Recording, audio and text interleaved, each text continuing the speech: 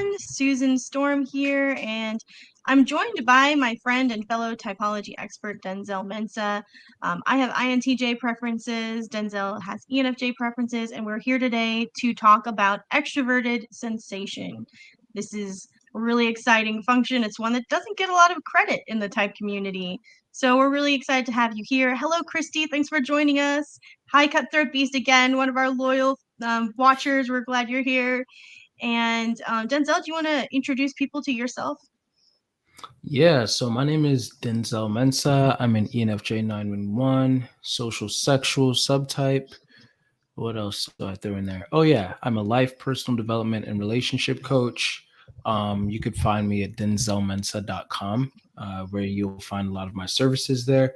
I like to just help people pretty much become the best version of themselves by bettering their relationship with other people, with themselves, and with God slash the universe slash the divine slash the spiritual realm, whatever you want to call it. But yeah, that's where I usually round about.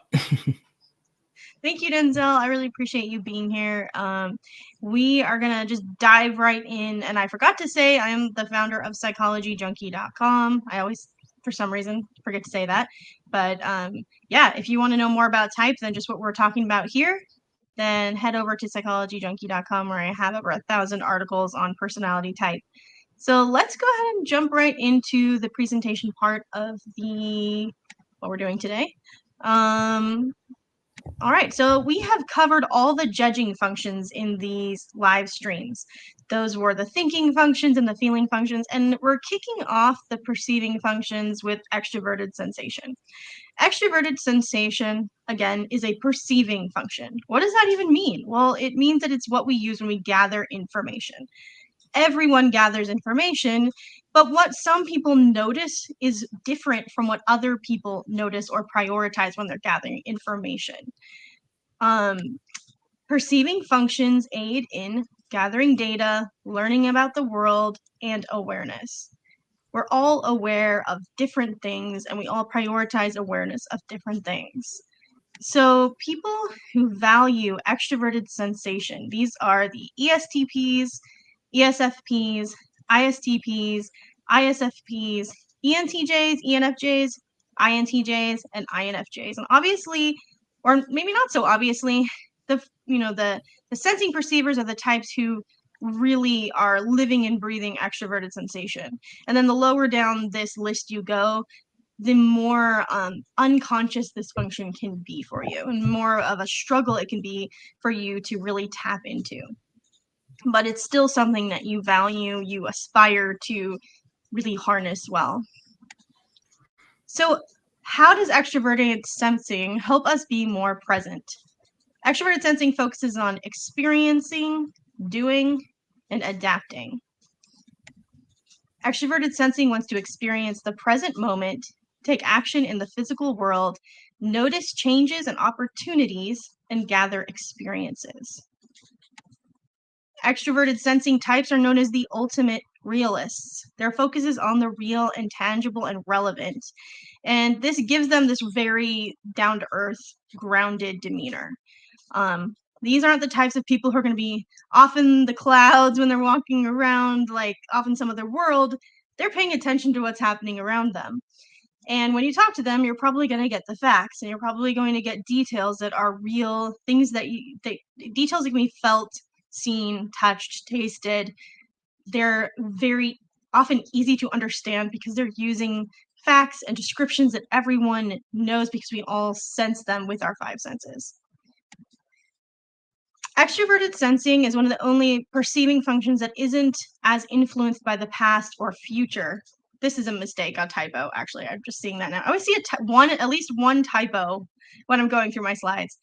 It isn't as influenced by the past or future, but it's very influenced by the present. While other perceiving functions are deeply influenced by associations from the past or future, extroverted sensing, or SE for short, is primarily fixated on the now. So here's a real life example of extroverted sensing, and this was actually from my husband who has ESTP preferences. He says, when I drive my car, I become one with the car. I don't have to think about what pedal to push, what knob to turn, or how far to turn the steering wheel. I just do it without thinking. I'm also constantly scanning for where all the vehicles are around me and what their speeds are in relation to my own. In a new, busy city, I feel comfortable and excited to be in a new environment dealing with new challenges. I become part of my environment and the vehicle I'm driving. And if you spend much time with extroverted sensing dominant personality types, you'll notice this common theme that they become one with their environment when they're engaged in activity. So when they're playing ping pong, for example, it's like they feel like they become one with the paddle and the ball and the table. It's like everything becomes an extension of themselves and their awareness. And it's really interesting. And sometimes this shows up in things like sports, but not always. A lot of times in the type community, we kind of hyperfixate on extroverted sensing types being sporty, but it can also show up in totally different ways. Maybe it's art. Maybe it's, being a surgeon and having to act quickly, in an emergency. It can show up in so many ways, but sports is one of the many ways that we may see it.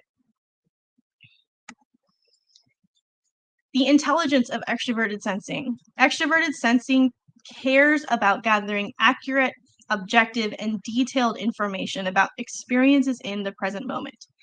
If you were a detective, you'd want to talk to a sensing perceiving type to get the most accurate recall of an event. Their ability to accurately pay attention to the objective facts of what's happening right now is uh, very important to them. So they're not as when they're observing the world around them, especially for ESPs like ESFPs and ESTPs, they are trying to gather as much information as possible without putting all these subjective factors onto the information they're gathering, like without forming extrapolations, without making hypotheses, without trying to interpret the information in some other subjective way. So if you are talking, like if you were at a crime scene and you wanted to get just the facts about what actually happened, it would be great to have an ESP there because they'll just tell you the facts rather than I think that person did it because this person was looking at them in a certain way and I interpreted that as this with this hidden meaning. So it's a really, really amazing function, very important. So extroverted sensing can also see many sides of an issue, teach by example, and learn quickly from experience. It has a gift for finding practical solutions and fixes very quickly. I can vouch for this with having an ESTP husband. If there's ever a crisis, he's the person you'd want on the job really fast. And I do see some comments coming in. I see Christy says, "This is my favorite perceiving function. I'd rather eat glass than think about the future." Even if it's something positive. And this is one common characteristic of ESP personality types is they want to be present. Extrapolating about what could happen in the future can be very stressful because everything could change from moment to moment. And ESPs are very aware of that, how life is constantly changing. And so, why would you make plans if you can't actually know what's going to change between now and then? And it can feel almost silly to them to do that.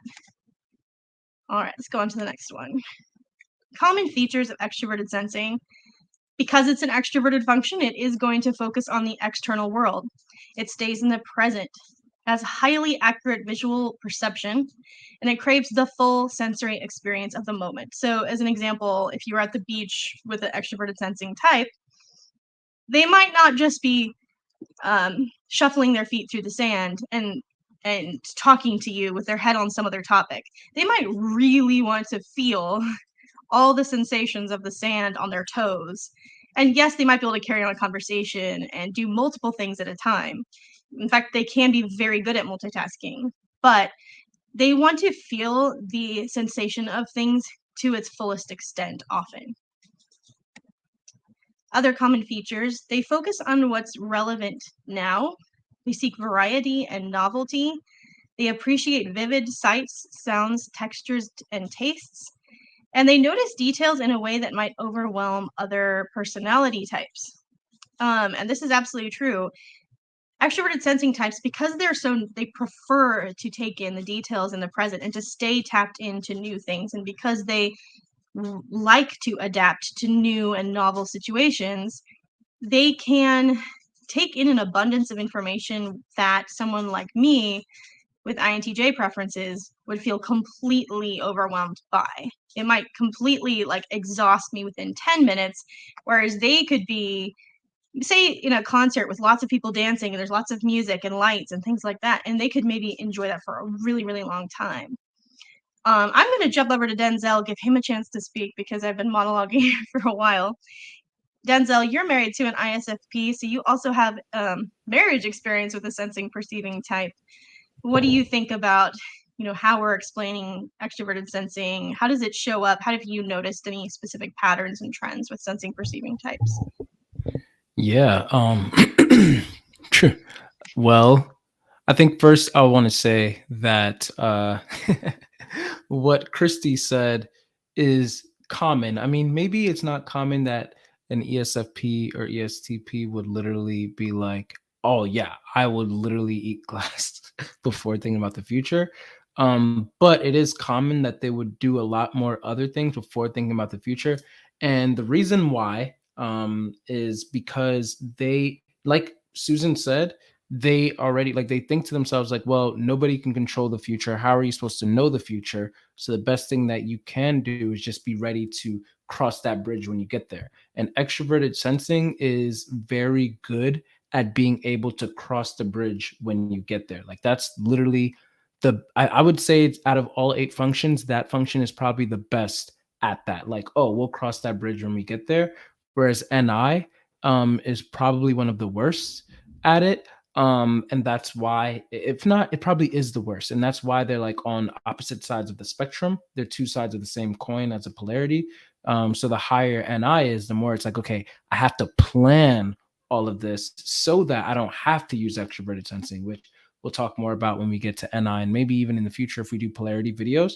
But for extroverted sensing, it's like when the higher that it is, then the more it's like it's harder for me to know what's ahead. So instead of spending my time trying to figure out what's ahead, I'm going to just save that energy to be able to maneuver when I get to that point. Because extroverted sensing users are usually good at being able to do that. So that's why they don't have to really think ahead that much. Because like, why would I do all of that? That's gonna be more detrimental to me than if I was to just get there and then figure my way through. A lot of times extroverted sensing users, they can get themselves into certain types of trouble and then they find a way to be able to get themselves out of that same trouble.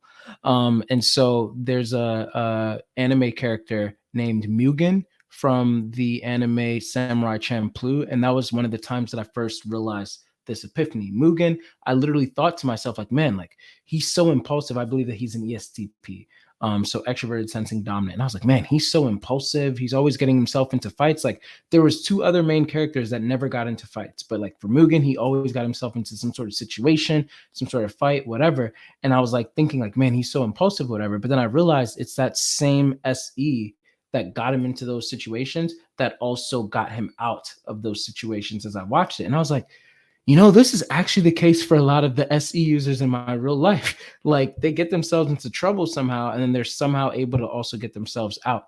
It's not 100% of the time. Sometimes you do things that just you will have to face consequences for, and that's just that. But a lot of times they do get themselves into it, and it's not that they come out unscathed, but they come out from it. So I think that's like a big thing with extroverted sensing. It's like, oh yeah, I can just make my way through whatever it might be. And then another element of extroverted sensing is hopping into action. So a lot of people can see this as TE as well. But the difference between TE and extroverted sensing is that TE is like, okay, we're starting the plan that we've already built, whether it was SI planning or NI planning. Like we made a plan and now we're executing the plan. Whereas SE is there is no plan. We're just jumping in and we're going to see how we can figure it out. So it's improvising, like it's pure improvising throughout whatever it might be. Like if you ever watch another ESTP, like Sonic the Hedgehog, well, I don't know what he is in the recent movies. I think he's more of an EFP on that. But if you watch like Sonic X, like type of Sonic the Hedgehog, like Sonic Frontiers, then he's ESTP in those.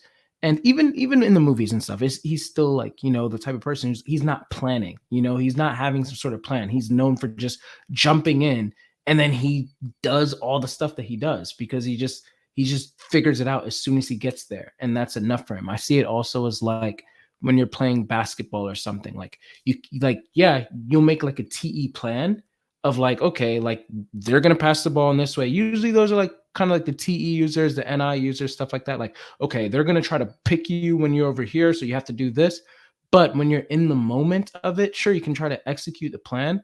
But then when something's like happening and like, or the plan is going off the rails, now you have to rely on SE. And you don't have time to be like, wait, wait, wait. Now what do I do? It's like, okay, that ball is coming towards you. You have one thing to do. You can catch it. You can like there's like you have to like think on your feet. So that's like a very like that's another aspect of SE, like being able to think on your feet. Dr. Dario Nardi, he wrote in his book The Magic Diamond, like as he would scan SE users, so people who had like strong SE, he said that they have this thing in their head, like this pattern in their mind, and Susan might be able to explain it a lot more. It's called the tennis hop, which pretty much it's like kind of like always ready for something to like happen. And I think that, I know Susan's husband pretty well, as an ESTP and everything, and I see that with him a lot too. I think this is less apparent for ISPs, so ISFPs and ISTPs. Like you might not see it as much, but they have it there. I usually say that ISPs are kind of like cats, whereas like cats are very nimble. They react very quickly when they get into hunt mode. Even lions, like lions, apparently sleep like I think 22 hours a day. Yet they take way more steps than we do. Like I just went to the zoo a few weeks ago, and that was like a very fun fact from like I knew they slept a lot, but I didn't know they slept like at least 21 hours a day. And then within those like 3 hours that they're actually awake, they take like 10,000 steps. Like, so they're very active and they act very fast. And I think that cats are pretty similar. Like they act quickly, even though they like lounge about. But the moment they see a laser pointer or a mouse or something, they hop on, they do whatever they got to do, and they go back to like relaxing. I see that more as like ISP energy, like ISTPs and ISFPs. So they still have a level of that tennis hop energy, but they're like kind of preserving it more until it's time to take action. Whereas ESPs, they're more like always ready and always like on the move. They're always like ready to like do something with that energy. Yeah, they can relax, but usually they do like to like be moving around or something like that. So yeah, that's another aspect of it. And then a final aspect is like SE users tend to be very drawn to aesthetics. And so they are usually, it's not that no other types can be uh, fashionable, but SE users, they have a natural proclivity to wanting to like they focus more on that. Like, oh, how do these colors come together? And how do these like how can we make this aesthetic in this way? And what actually looks good and what actually looks like appealing. So that's why you can have like a lot of SE users who somehow they know how to like we were all born with the faces and pretty much our features that we have, but SE users, I've seen more than any other type, which once again doesn't mean that other types can't do it. But SE users, more than any other type, I've seen know how to accentuate the bodies and the faces that they've been given to look the absolute best. And they're usually really good at being able to help other people do that. Like, oh, like the whole you need a makeover, that's very like SE. It's like, no, like you're not ugly. You just got to change how you do your hair and you got to do this and you got to wear these colors instead. Like that's a very like SE way of like looking at things. And then you can still see how that's a little bit of NI coming in there as well, because it's like thinking about how other people will perceive you. So yeah, just some quick things to throw in with Susan's slides over there in case if that helps anyone. That was really helpful, Denzel. And I'm glad that you differentiated ISP versus ESP, as well as extroverted thinking, which I know you're here. If you're just tuning in and you're like, oh my gosh, they're throwing around these terms like TE and SE and FE. What even is this? So SE is just the shorter way of saying extroverted sensing, and TE is just a shorter way of saying extroverted thinking. And so a lot of times they're not sure. Am I extroverted thinking type? ETJ maybe, or am I an extroverted sensing type, an ESP? Because both types are very action oriented to a degree. their difference, like Denzel was saying, is that extroverted thinking is more about let's come up with a plan. So I have INTJ preferences, so I value extroverted thinking. So for me, I'm really happy when I'm outlining plans on a whiteboard and being like, okay, we want to reach this objective in 2 years. So we need to start saving this amount of money and we need to invest this here and put that there. Like that's very extroverted thinking. It's got an objective and then it's like, okay, let's like make a strategy toward that objective. Whereas extroverted sensing is very quick to act in the moment because it's so conscious of everything that's happening around it. It wants to act in the moment to an immediate, almost unexpected need. So I'm married to an extroverted sensing dominant type, and very different ways of approaching life between the two of us. So if you're driving along the road and all of a sudden a car veers into your lane, right? There's a drunk driver or something like that. An extroverted sensing type, because they are, again, one with their environment, they are very in touch with their surroundings, could very quickly veer out of the way, maybe pull off, get to the side of the road, help people who are in the accident, and just like quickly jump into physical action to take care of the details now. Whereas an extroverted thinking type, particularly an ITJ type, would be like, oh my gosh, I didn't plan for this. Like what? They're gonna be slower, maybe. I mean, it's not that they couldn't do those same things, but it's gonna be a way more stressful experience probably for them because they didn't plan, they didn't envision, they didn't have this as the objective. If they were like, okay, tomorrow I'm gonna go down the road and a drunk driver's gonna pull in, I'm gonna come up with a strategy of how I'm gonna save the day. That would be one thing, but they're having to suddenly and unexpectedly react. And what neuroscience expert Dario Nardi was saying is that this tennis hop pattern is actually always kind of ready and waiting for a surprise incoming event. And so, you know how tennis hop players like Denzel was saying, and I know I'm kind of repeating him here, they're just like hopping back and forth on 2 feet, like they're waiting for that ball. And extroverted sensing types are always kind of waiting for that unexpected thing that unexpected opportunity or that unexpected crisis. Whereas extroverted thinking types, they're coming up with plans and contingency plans to avoid an unexpected crisis. So the objectives are very different. Um, we do have some questions here before we move on. Greg asks, can you be more than one of these? With my job, I have to be one with the patient. Otherwise, I will miss something. Outside of work, I hate crowds and want to be just in my own world. And yeah, you absolutely can have more than one. We all have access to all 8 cognitive functions. So your strengths and weaknesses in those functions will vary depending on what your personality type is. And if you've had a lot of life experience where you've really had to tap into a specific function, it may be stronger for you just because you've had to exercise it a lot more. For example, I've known ENTJs or ENFJs who have dominant extroverted thinking or extroverted feeling, but they have tertiary extroverted sensing. And so it's their, out of 8 functions, it's their third most conscious function. And I've seen these types kind of flow into extroverted sensing at times very smoothly, and be able to get into that energy and then be able to flow back into an extroverted thinking or extroverted feeling place. Even for me, with INTJ preferences, I have moments, even though I have inferior extroverted sensing, where I love getting into an extroverted sensing space.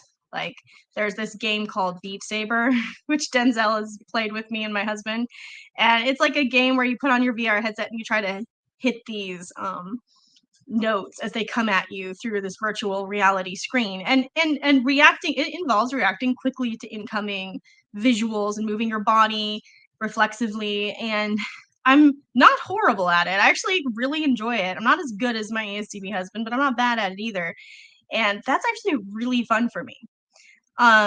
So you can have these moments where I think any personality type can have moments where they get into an extroverted sensing space.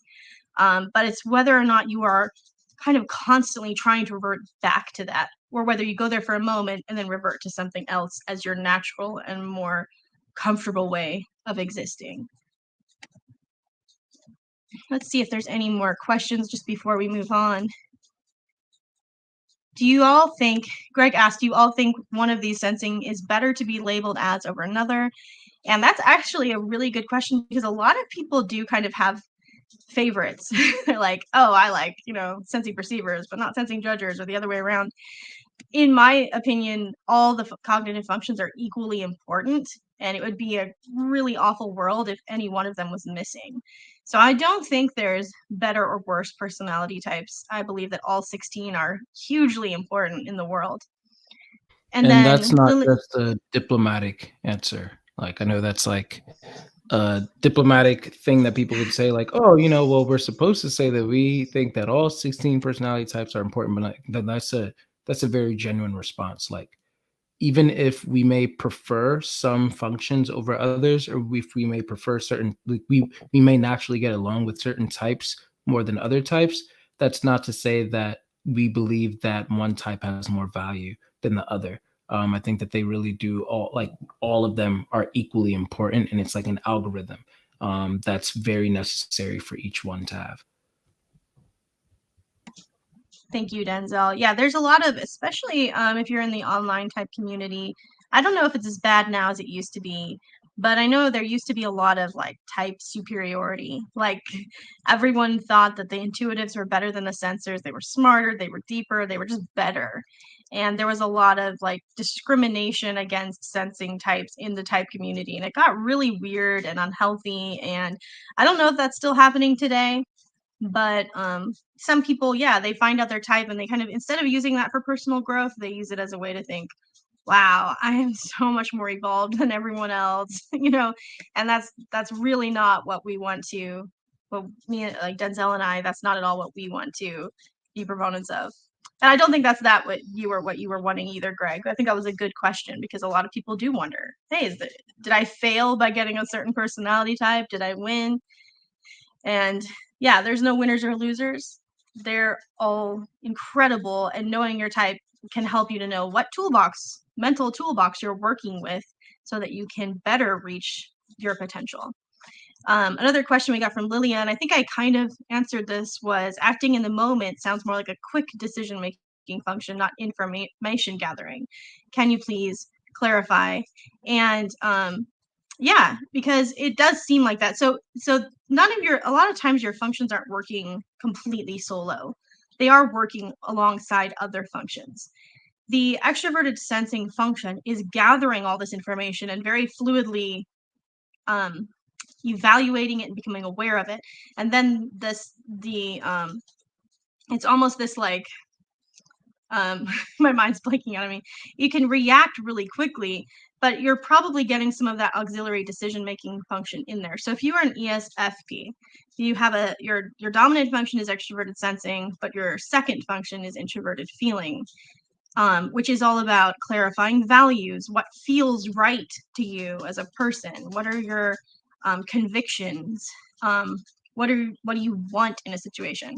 And so an ESFP could be maybe they're dancing or something. They're highly aware of their body and where they are in space, but they're also putting that introverted feeling emotion behind it. They're maybe expressing their feelings in a specific way through the dancing. So a lot of times the functions don't operate completely independently. They're bringing in some of that auxiliary function with it. Denzel, do you have any thoughts on her question before we move on to the next one? Yeah, I'd say that SE is also like it's figuring things out like while it's in there. It's like when you have those like clearly I consume a lot of media, so I'll just use a lot of examples. But like if you like watch like The Incredibles, like Dash, he's most likely an ESTP. And he's the type to be like, I'm gonna go get a closer look, so like he just jumps in, like, because that's perceiving, like it's jumping in because it's like, hey, we won't be able to really figure out what to do by just standing all the way back here. Like, and I wants to stand back and like, let's perceive from afar and let's do this. And SC's like, hey, how about we jump in there? And then when we jump in, the decision making functions will know what to do.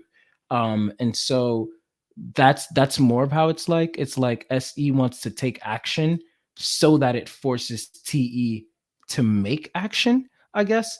If or FE to make an action. So like if you're like and yeah, like if you're like for example like an INFJ, then your tendency might be like, yeah, I'm more of an observer. I'm very quiet in groups, and I just like to just watch all the time and stuff like that. And I just kind of sit back on the outside and I'm like gathering all my patterns and stuff like that because SC inferior. But then the SE inferior like is prompting you to also be like, no, how about you stop like watching from afar or whatever, and you go and say hi. You actually like engage, you actually like jump in. So it's not really like a decision, but it's more of like you're never going to actually really get enough information or perceive enough until you touch it, until you smell it, until you're not just seeing it or not just hearing it, but like you're actually like immersed in it. So I see it more as like SE wants to perceive or gather more information, but it's not able to gather as much information as it can until it acts. And so that's why it's like, yeah, no, we're not gonna actually like, gather any information just standing here. So we have to, or enough information just standing here, because it still is gathering information by like, watching or whatever, but it wants to get as much as it can by immersing itself into it. So that's where it's like, okay, now that I've done all of the hard work for all of the rest of you guys when it's talking to the functions, then it's like now you can make better decisions because I've gotten you raw facts by like getting in the nitty gritty of it all. So hopefully that helps. I think that was very helpful, Denzel. Thank you for that. Um, and then I think Greg asked, are you saying that SE, extroverted sensing, has more tendency to be vain, more in tune to what makes them feel good? I do think there's a desire for extroverted sensing to enjoy and have fun. Like I've never known an ESP who could just get through drudgery very well. Like they really need to make what they're doing fun. And as far as being vain, I know we were talking about aesthetics and things like that. I don't think that extroverted sensors are more apt to be vain than other personality types. I have noticed that, a difference between how sensing feeling perceivers and sensing thinking perceivers approach aesthetics. I know we're talking about fashion and things like that. Like all the STPs I know, it's less about maybe like colors. I mean, they will match. They will have like a look, but it's more about what's utilitarian for their very active lifestyle. Like my husband wears like all Under Armour, like I don't know, athletic clothes all the time. It's all about comfort and what feels really good, but also helps him do what he needs to do. But then I've noticed with SFPs, they have a very much more like individualistic style. They want to wear something that represents them and their values and their tastes. So I hope that answers your question. And Yeah, I think, yeah, I was just going to say, I was also going to add on to yeah. that. Uh, my personal opinion and experience, I do think that SE users have more of a proclivity to be the stereotypical sense of vain.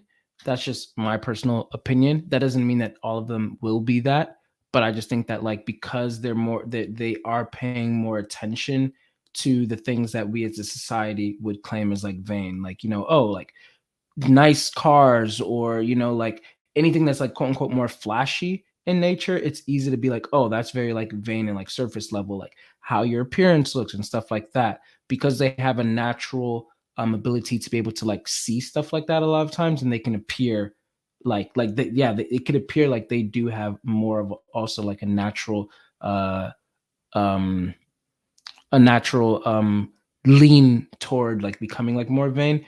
However, again, that doesn't mean that that's like always the case. And usually, like when they really like develop, like if for example it's an ESFP or ESTP, then as they develop that auxiliary function of TI or FI, then that inferior NI also comes online as well, and that usually brings like more depth. And one thing, especially for me as an ENFJ, having SC as a tertiary function, I've realized that higher NI types, we tend to kind of like be like the opposite. It's like if higher SE types are like, yeah, you got to look good and this, that, or whatever, or they know kind of like what looks good sometimes. Lower SE types kind of like try to be like, oh no, but I'm all about the substance and the insight or whatever. And the thing that I've learned is that you need both. You like it's not bad to look good. It's not bad to even be like flashy or whatever. Like the only reasons why we think that it's bad a lot of times is because if you're imbalanced, if you have too much of the flashiness, then you don't have substance there. You spend too much time on the sizzle and not enough time on the steak. And so as you continue to focus more on both, then you start to realize like, oh, this is just how society is. And SE users have tapped into this. In order to actually gain people, you have to be attractive sometimes, or you have to like have some. That's why we wear suits when we go to like, certain things, like, like you want to make like a quote unquote good impression, but then you also want to make sure that your ego is not writing a check that your personality can't cash, and so at the end of the day, it's like, okay, I'm making myself look good or whatever, but do I also have the substance to back this up? And then at the same time, if you have a lot of substance, but you don't know how to like properly advertise yourself in a way, then you're not like what's the point of having the substance if it's not being received by other people, if people are not able to see it? And so I think that that's something else that SE helps us to really like appreciate, that like, hey, there's nothing wrong with looking good, but vanity comes when you're overly focusing on that and you're not actually having substance to back it up, and so I think that that's so, yeah, to me I think that SE by nature might have a proclivity toward that, like, maybe like the finer things in life or whatever, but at the end of the day, um that's not always the case for the SE user, and they are really good at being able to build like more depth, especially later on in life, and both are important. That's my opinion though. Yeah, I think they can be really conscious of like what, how to blend into a room and things like that. And at the same time, they can be really down to earth about all of that stuff.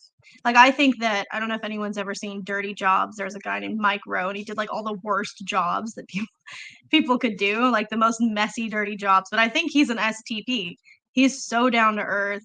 This is not a guy who's gonna dress real fancy and flashy, but he's like, I get the job done. I do the stuff nobody else wants to do because at the end of the day, it's just dirt. I can wash it off. Like such a realistic perspective.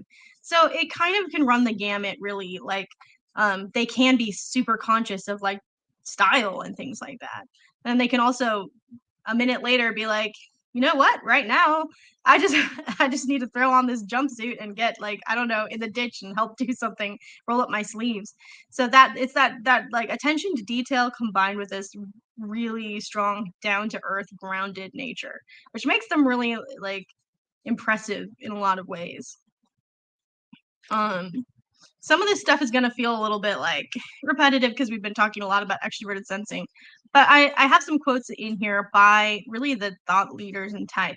Isabel Briggs Myers, who is kind of the mother of typology, said of extroverted sensing, the greatest strength of extroverted sensing is their realism. They primarily rely on the testimony of their own senses, what they know firsthand, and thus are always aware of the actual situation around them. They never fight the facts. Instead, they accept and use them. They do not uselessly buck the line. If what they have started to do is blocked, they do it another way. They will follow no plan that has ceased to fit the circumstances. And I think this ties in what Denzel was saying about, sometimes they get into trouble because they tend to be impulsive, but then they figure out a way to get out of trouble. They're like, no harm done. It's like they are really good at thinking on the spot. Um, Linda Behrens, who's a psychologist and also someone who's created a lot of content around type, says that extroverted sensing is operating when we freely follow exciting physical impulses or instincts as they come up and enjoy the thrill of action in the present moment. A oneness with the physical world and a total absorption may exist as we move, touch, and sense what is around us. And then Dario Nardi, who we brought up before, he's a neuroscience expert, and he wrote, active adapting, that's what he calls extroverted sensing, means constantly adjusting to sensory input and pursuing options for action.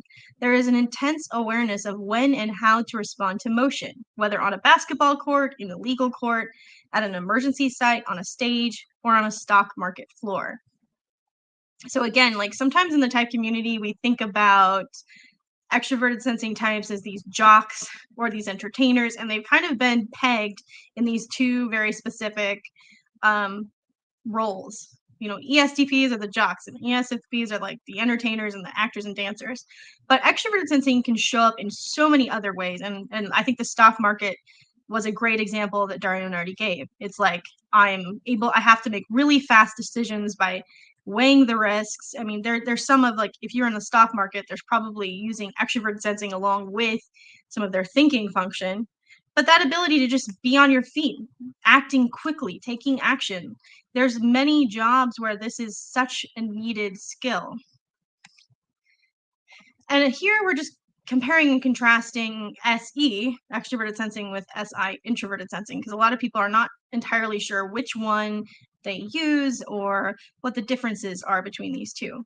So extroverted sensing focuses primarily on the present moment, whereas introverted sensing compares the present to the past and notices changes. So introverted sensing kind of sees an overlay of past experiences over the present experience. And because of that, can quickly notice, like, this is different than it was when I was here 2 years ago. Or this isn't running in the way it should because I saw this this procedure being run a week ago and it was this way. There's always a compare and contrast with introverted sensing, whereas SE just takes everything for what it is right now. Extroverted sensing is looking for constant opportunities for action, whereas introverted sensing wants stability and familiarity. Introverted sensing is more, people who have SJ preferences are more likely to be the plan people again. They want to have like a routine and a stable, familiar lifestyle so that they don't have to deal with unexpecteds. Whereas sensing perceivers, they like having some wild cards thrown into their life. Extroverted sensing craves novelty and newness and sees things for what they are, whereas introverted sensing looks at what happened before and how it can be improved now. Extroverted sensing adapts and responds quickly, and introverted sensing reflects on inner impressions and memories. So if you have an SJ type and an SP type in a room and some, like, I don't know, someone runs in and says, "Oh my gosh, my friend just passed out on the stairs." Like, usually the sensing perceiver is going to be the faster one to get down the stairs. And unless the SJ type has a previous experience with this, they might need to pause a minute and be like, okay, I need to do this sequence of events. Whereas the sensing perceiver might more immediately jump into action. And I've seen this when one of my kids gets hurt. Say I'm standing outside and one of my kids is on a bike riding down the street and they fall. It takes me as an INTJ a minute. Like, I will start running over there, but my husband, it's like there's not even like a fraction of a second between when the child falls and he's racing down the road. Like, he's in action immediately. And I would like to have that quality about myself, and I do jump into action pretty fast, but there's usually this lag, a little bit of a lag, where I'm like, oh no, and then I start running. These are some quotes from people who are rumored to have extroverted sensing preferences, and I think these quotes give us a taste of what extroverted sensing is like in real life. So Theodore Roosevelt, one of the United States presidents, said, "It is not the critic who counts, not the man who points out how the strong man stumbled or where the doer of deeds could have done better. The credit belongs to the man who is actually in the arena." And he's rumored to be an ESTP personality type. And this really speaks to the ESTP's desire to be the one in the arena doing what needs to be done. ESPs don't have a lot of respect for armchair experts and armchair critics. They're not probably as much going to be the person who's, I don't know, writing a YouTube comment that's like, "Oh, you're just terrible. I know that this theory isn't right," or whatever. Like, they're just going to do something. They're like, "I don't agree with this person. I'm going to go ride my bike now." Or, you know what I mean? Like, they care about being the one who's doing the things, not about being the critic as much or the one who's, up on the stands. Will Smith, I think he's probably an ESFP. I don't know what Denzel, you think, you agree? People think that he's ENFJ or ENFP, and I'm like, no, he's just lived a lot of life and developed NI inferior, so now he sounds more insightful, which he is, but he's definitely leading with SC in my opinion. Yes. Yeah, I would agree with you. I think he has a lot of the strengths of ESFPs, and he's just such a fun guy. Even his body language, when I see him in interviews, I'm like, wow, he has the body language of other ESFPs I know, like down to like the finest detail. And one thing he says is traditional education is based on facts and figures and passing tests, not on the comprehension of the material and its application to your life. And I think that this is a great example of what extroverted sensing kids are often like given a disservice in traditional education. There's a lot of rote memorization, there's a lot of sitting still in your desk. Not and extroverted sensing kids, they want the real application. They want to get up and do things that force them to use what they're learning. They're not as they actually will learn better if they could get up and move around while they're learning. If they could actually test what they're learning in some tangible physical or kinesthetic way. And often they feel disillusioned with the education system because of that. It doesn't mean they can't do well in education, but it does mean that oftentimes they're underserved for their natural preferences. And he also said life is lived on the edge, which is just one of those things that is such an extroverted sensing statement to make because they like to be impulsive. They like to try things out and test themselves. And they're usually not as afraid of risk as many other personality types are. Richard Branson, a lot of people type him as ESFP. Again, this is a rumor. I've never typed Richard Branson. But he says fun is the one of the most important and underrated ingredients in any successful venture. If you're not having fun, then it's probably time to call it quits and try something else. And again, this speaks to how extroverted sensing it's always looking for opportunities to have fun and to make something exciting and more intense, more looking for opportunities for action. And again, I've never known an extroverted sensor who could just deal with drudgery very well at all. They gotta make things fun. And that's one thing that you can notice a difference again between SPs and TJs because TJs are like they'll come up with this plan and a strategy and they know they're gonna have to just like grit their teeth and do this really like some drudgery is gonna be in there to get to the goal. And it's not that sensing perceivers can't do that. Again, that Mike Rowe guy who does dirty jobs really had to roll up his sleeves and do some unpleasant jobs. But there's more of a tendency to make it fun by maybe making it a game or a competition or finding something to way to make it enjoyable. And then Jack Dorsey, a lot of oh wow, it says George Washington. Just ignore that it says George Washington. I like I like copied the template from last week's extroverted thinking and then put in the new quote and didn't change the name. That's Jack Dorsey. He's the founder of Twitter, and a lot of people type him as ISTP. And he said Twitter was around communication and visualizing what was happening in the world in real time. Square, which is a credit card processing app, I believe, was allowing everyone to accept the form of payment people have in their pocket today, which is a credit card. I'm gonna go off this screen because I'm sick of seeing George Washington under Jack Dorsey's face. But this speaks to Jack Dorsey was aware that people wanted to share things in real time, and he was aware that vendors and car drivers and all these people needed a way to accept payments that the cards that people actually had in their pocket. So he's looking at these very realistic, practical ways to solve a problem and a problem that people face in real time, and for helping people share their experiences in real time, which I think very much speaks to the sensing perceivers way of focusing on, again, the present, on real time, on what's practical. And so those are some quotes of extroverted sensing types. We've kind of gone over extroverted sensing in many different ways. This is now your chance to ask more questions about extroverted sensing if you have any. If you're tuned in here right now and you have a question about extroverted sensing, let us know.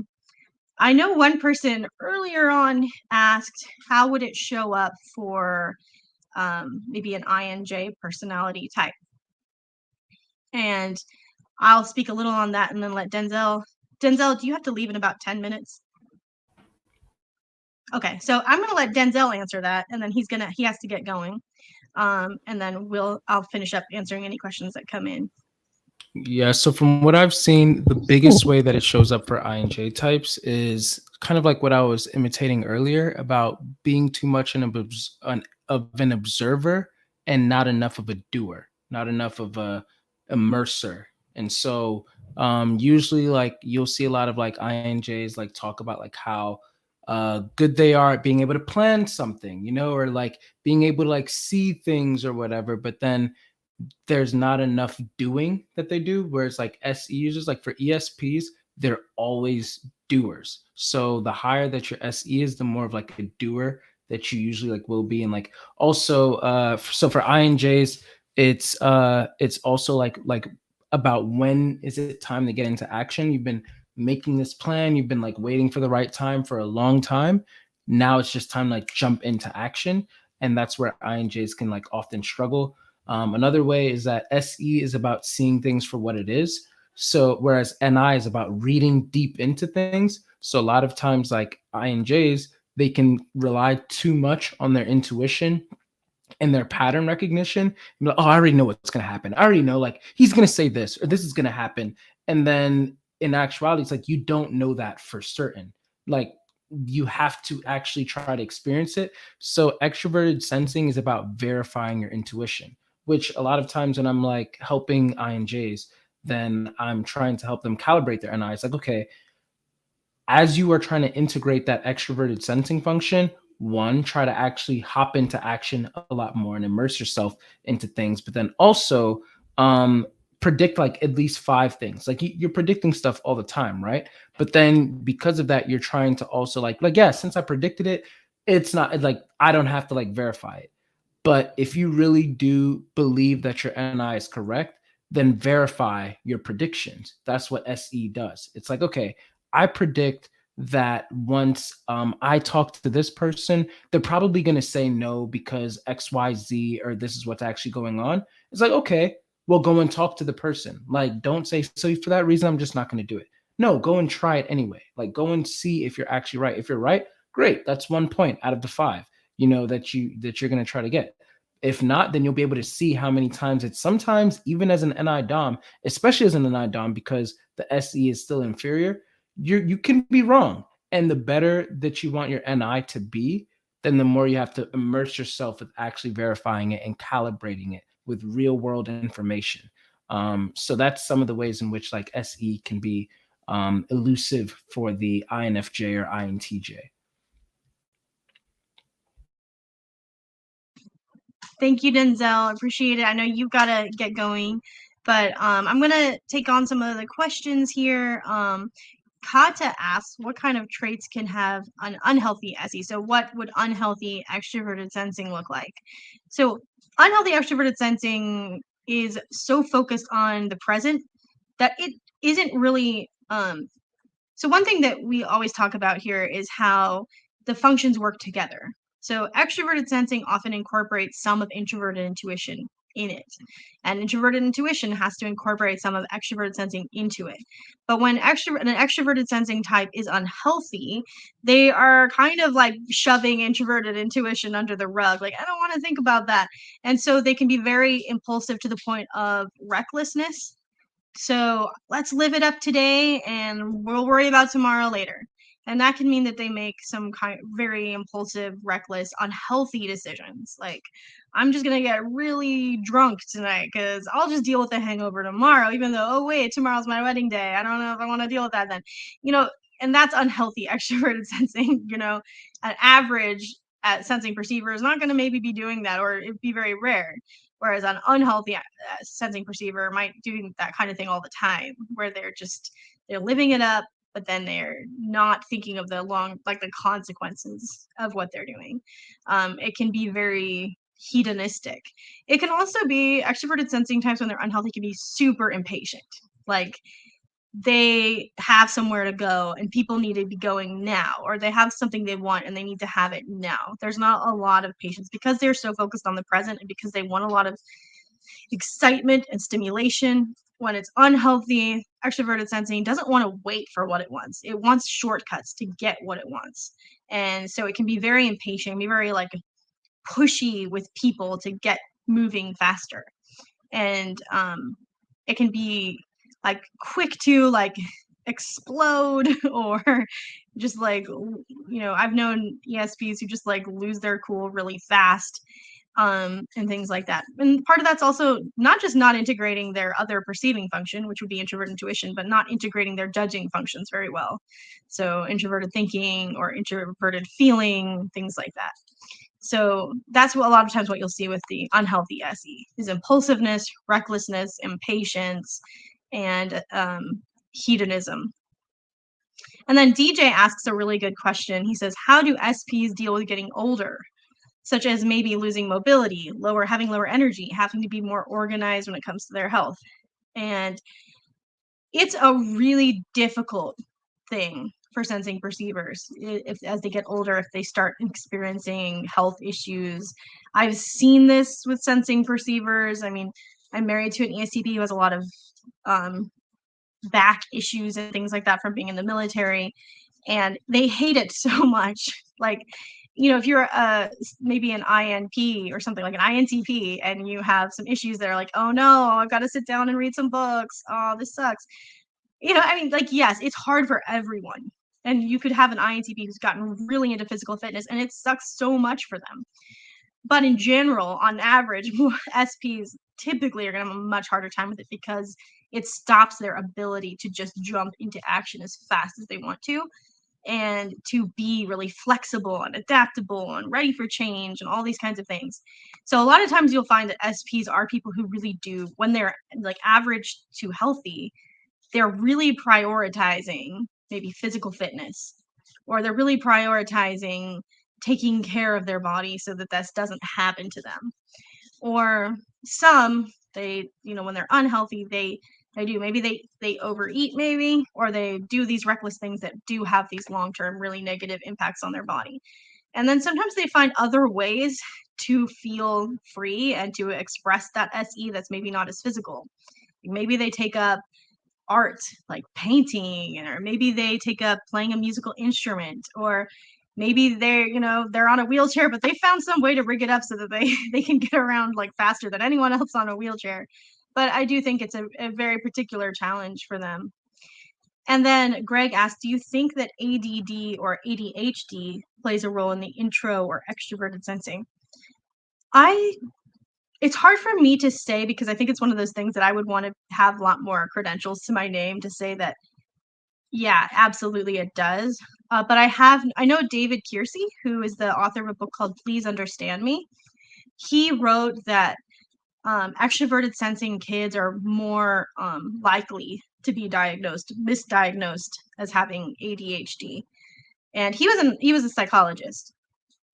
And he said that in his experience, he found that ESTPs, ESFPs, as well as ENFPs and ENTPs were often misdiagnosed with ADHD.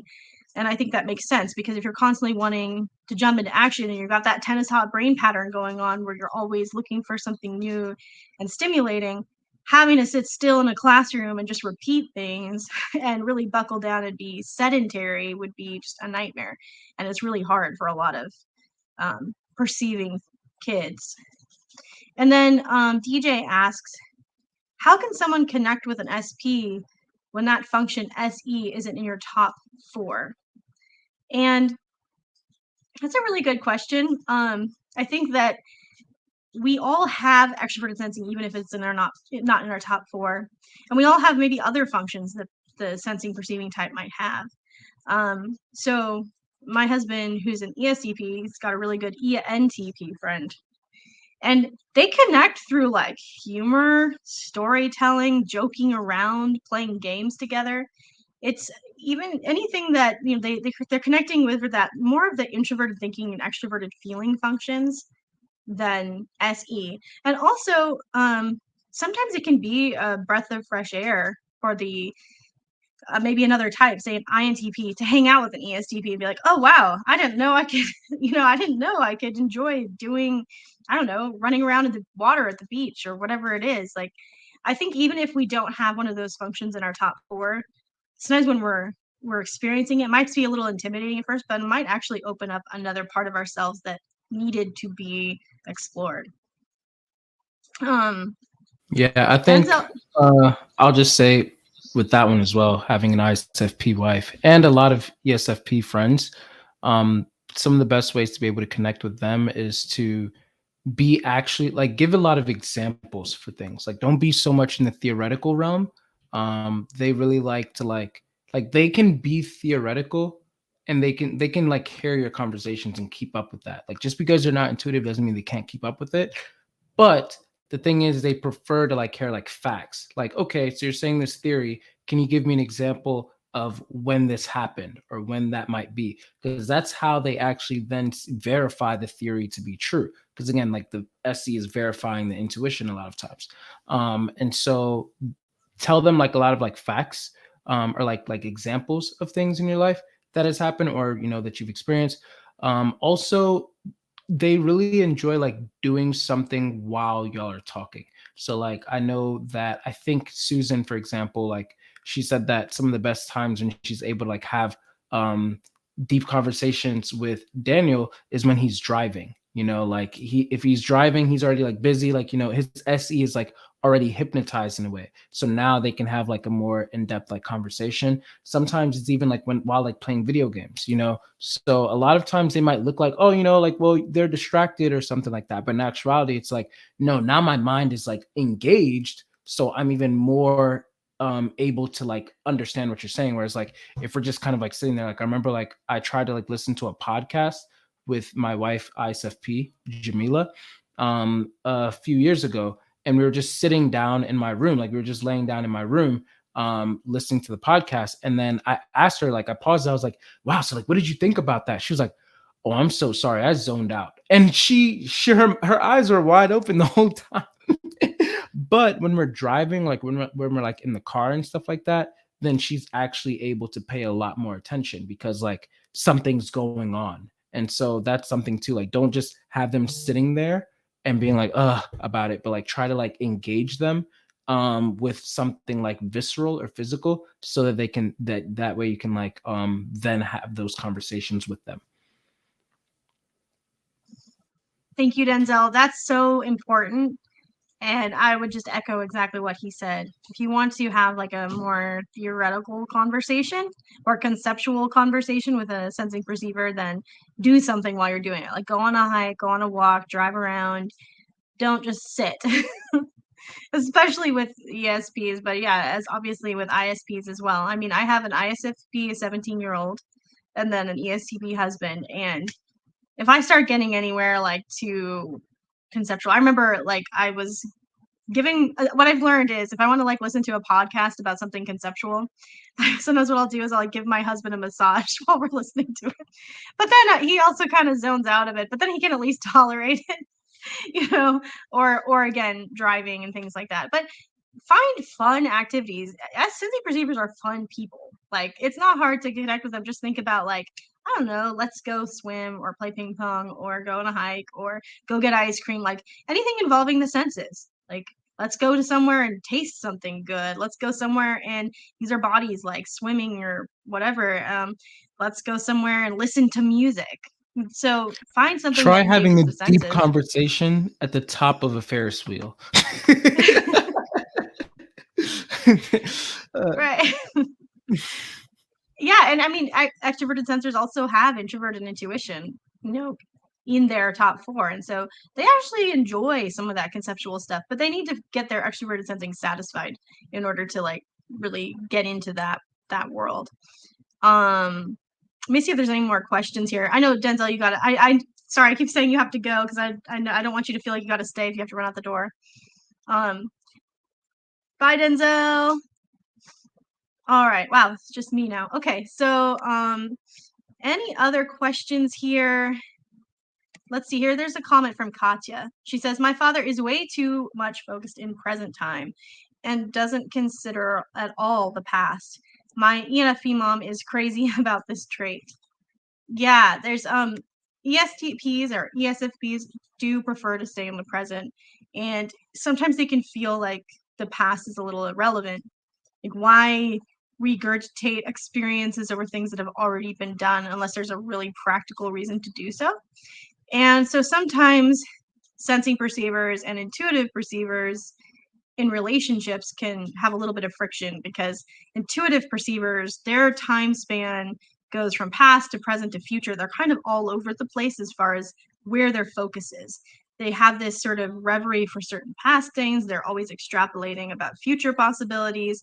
Whereas the sensing perceiver is like, I'm here now. What are we going to do now? And so sometimes there can be some friction and some disagreements about where the focus of attention should be.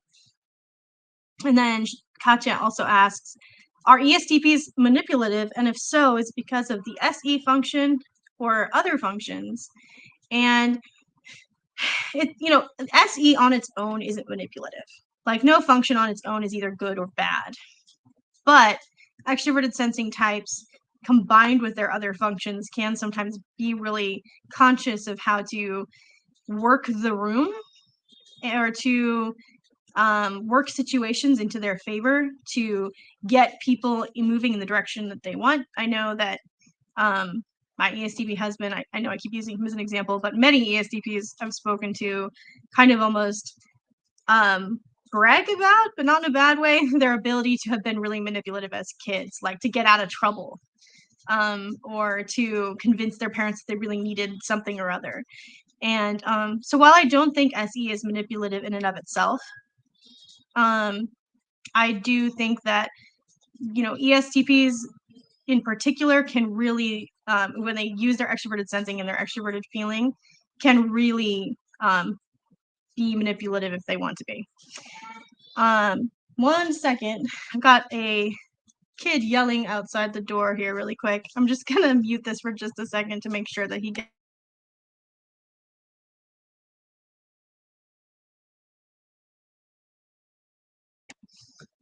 All right, sorry about that.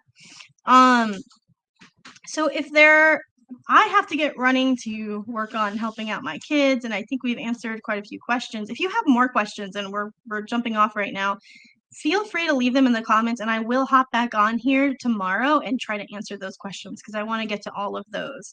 I want you to feel like you were part of this, that you were able to be here and really engage with us. We want this to be an interactive experience and not just something where we're like monologuing to you. So if you have a question, feel free to leave it in the comments afterwards.